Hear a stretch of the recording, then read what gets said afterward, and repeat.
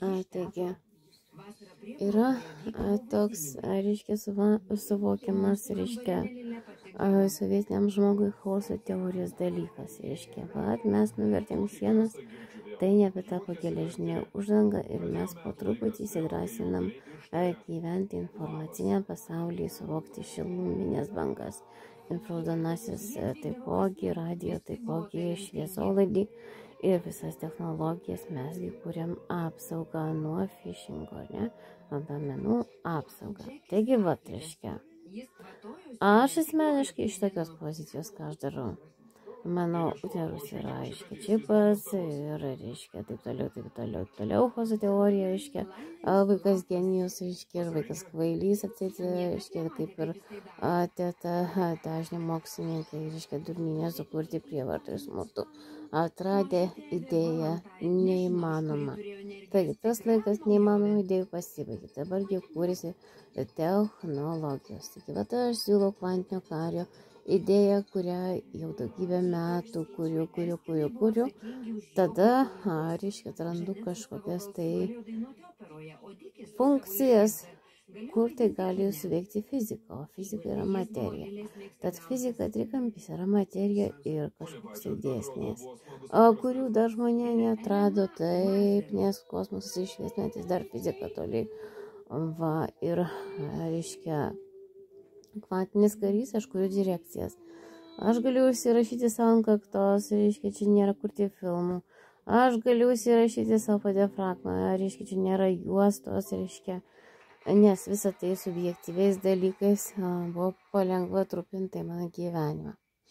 Tai dabar, ką šiandien aš sumašiau, reiškia, kad simulacija phishingais nevokia mano protinių neuronų kontrolės normalios, o nereiškia mikroprocesoriaus, reiškia ant visų lustų, reiškia lustų. Šiandien aš, reiškia, toli nuo Bertulio namų kaimynų, kurie su savo garažiuku piratinasi, reiškia, įsikvietė kažkokias tarnybas iš Tauragės chebros piratinasi.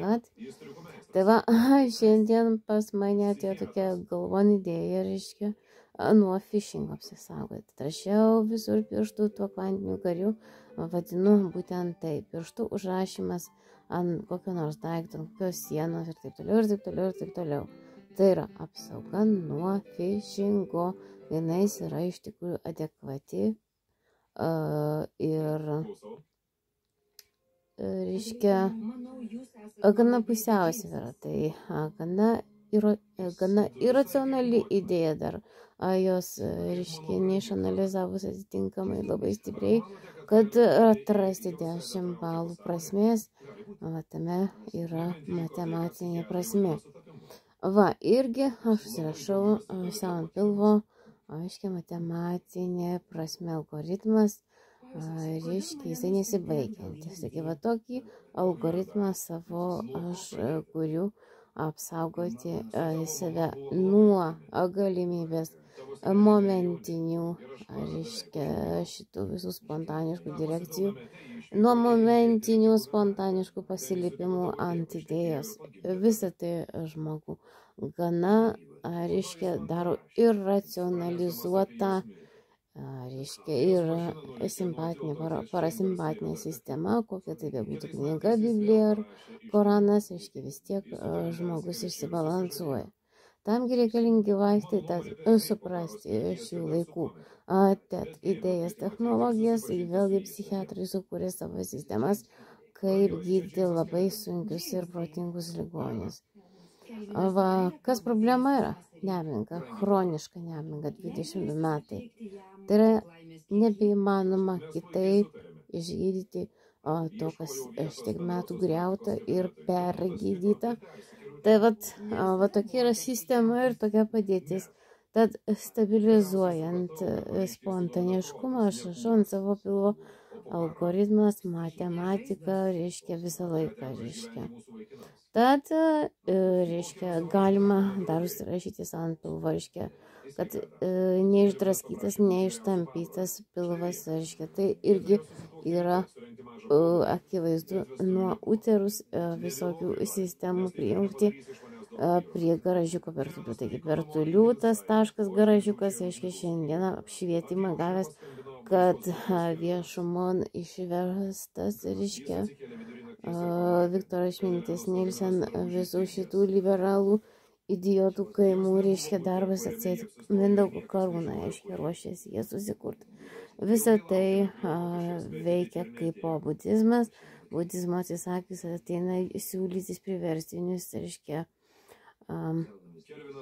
šitos visus jehovistų bokštus debilai iš telekomo palaužo su, reiškia, magnetiniu, reiškia, signalu, signalizacija jungus, vėlgi technologija prie technologijos, antras, reiškia, to laipsnis, matematinis adekvatumas fizinių idėjų teorijų, reiškia, tad matematika, aš vėlgi rašau ant savo pilvo, matematika, algoritmas iki pabaigos, visą laiką ir visados. Tad vat, ką matematika mes išmokę, to, reiškia, neištrinsim, o ką matematika naujais metodais išradusi, va tą išmoksim netiesiogiai veikdami sistemą, kadangi tie įsipudrinę laukiniai arkliai iš Izraelio, jie neturi iš esmės jokios potencijos matematinės, nei fizinės, nei cheminės, nei kompiuterinės. Vienu žodžiu, tiesiog debilai.